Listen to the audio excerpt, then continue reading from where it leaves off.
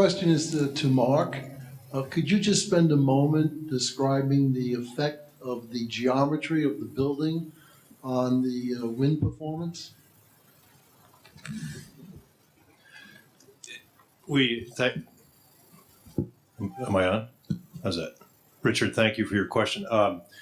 We had benefit with the shape, and I think the greatest benefit we saw was on the southern facade. And the reason why I say this is that in this region, the governing cases for wind are actually a phenomenon where there's a downdraft effect. So there are storms that are forcing wind flows, not necessarily laterally, but vertically. So we did find that shaping on that facade actually helped not just that facade, but all of the other areas, because it was confusing the wind as the forces were applied. That was really the primary effect that we saw from these thunderstorms. And I think that there were several efforts that we went through, both from the modeling standpoint. The wind tunnel BMT was involved with us, and we actually did there was some fluid dynamic analyses that were done. And actually it gained some interest from the academics as well, because there was a time where we were studying it. And actually in some ways it was very early on in the modeling of this type of behavior from a fluid dynamics point of view. And we found that because of that shape, it helped us. The erosion of that shape helped us, rather than having that pure donut shape all the way up the building. And from the lateral point of view, the lateral effects point of view, the crosswind motion was minimized by the carving of that face, which is typically the governing case in terms of the wind effects. Aldo Noxa from the University of Venice. A question for Mr. Helmut Jahn. We're both European. I think you were born in Germany. And the feeling we have, even last year when we saw the European prize, which then became a world first prize, and a building in Hamburg by Sauerburg Hutton as a team of architects, is that there is a certain finesse in the details. We've seen it today with the design by Massimo Roj. And it's probably even the fact that Permastilisa has bought Gartner. I mean, there is an Italian-German connection. Do you have this feeling when you design around the world? No. That's I see. I knew I was going to lose my voice. No.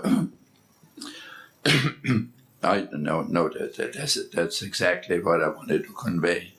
You know, and this just comes from a different cultural and social background.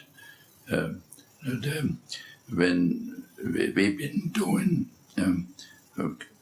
obviously in between some buildings in the United States, actually some lower buildings, they are probably more sophisticated than the average building you find here. But there was always a big compromise made in terms of reaching that kind of sophistication we could do in Europe. A lot depends, in order to achieve this, depends actually not so much on the architect, but on the client. If the client wants it, or if the client chooses a design where this technology and sophistication is necessary to build a building. This is true, for instance, on a library we built right here, close by University of Chicago, which has a total glass roof, open glass roof. It has to do with a building we built in Washington, which is like all the buildings in Washington, a low office building. It had to do, to some degree, with the buildings in Las Vegas, where the curtain wall was actually made in China. In those buildings on the University of Chicago, that glass roof was made in Germany.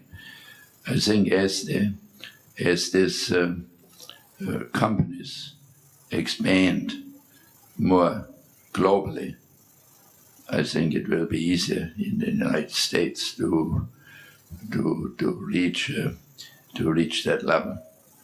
The problem, for instance, in realizing these concepts, where the design of a building is actually creating benefits which much further extend, like the facade, by creating through operable windows, natural ventilation, by shading it, is a commitment, again, a client got to make. And this commitment has to be made on the design, not in the execution. And it's the commitment, for instance, to those factors which affect the sustainability of a building, the comfort of a building, in my opinion, much more than the things we all can do with heat recovery and more energy efficient equipment, more energy efficient lights, which are also more expensive. The commitment in the United States is generally only made if this guarantees a better commercial success, and not because people believe in it. And I think it also has to do that not enough architects actually demand this kind of sophistication, because through invention, new materials, new techniques, they all start with what an architect wants to do. I remember the story Gene Summers, who was working with Mies on the Seagram's building, told me once. When they did the building, there was no bronze glass.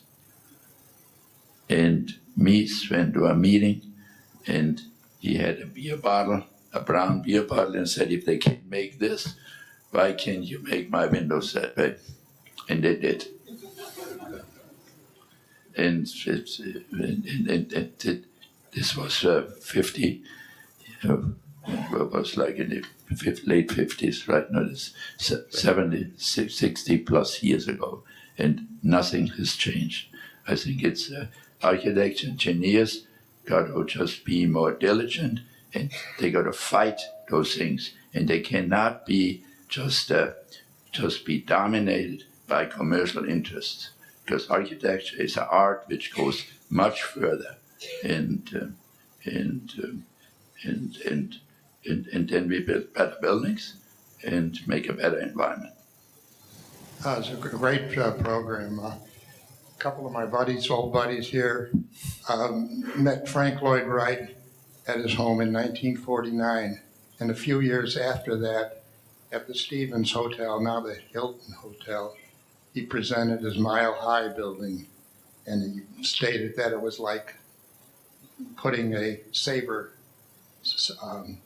foil into the ground to the hilt of the, where it protects your hand, and the rest was tall. Did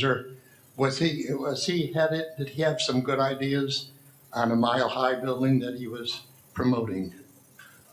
you know, when we talked a little bit about wind and the effects of natural forces, and I think form is very important, and I think that is part of the process, and I think certainly with the Mile High building that he had proposed, the form was one that was quite slender, of course, but perhaps it had a philosophy that was somewhat similar, at least an understanding that you could change a shape along the height of the shaft of the building and help it in terms of proportioning structure, as well as trying to manage the effects of wind. Although at that time, I'm not so sure how sophisticated the knowledge was. It's much different than it is today. But I think in my view, it set the stage for thinking about very tall buildings, and we've seen it realized in for instance, the Burj Khalifa, and the idea that material is a very important part of this equation from the structural side, certainly. But in order to build these buildings, the technology has to be something that can be executed. And as we develop ideas that allows us to not only use materials that have much higher strength, but also the idea of moving material so that they can be built in a reasonable time is important. I mean, I think the issue of density is very important too, and I think that my colleagues here are far more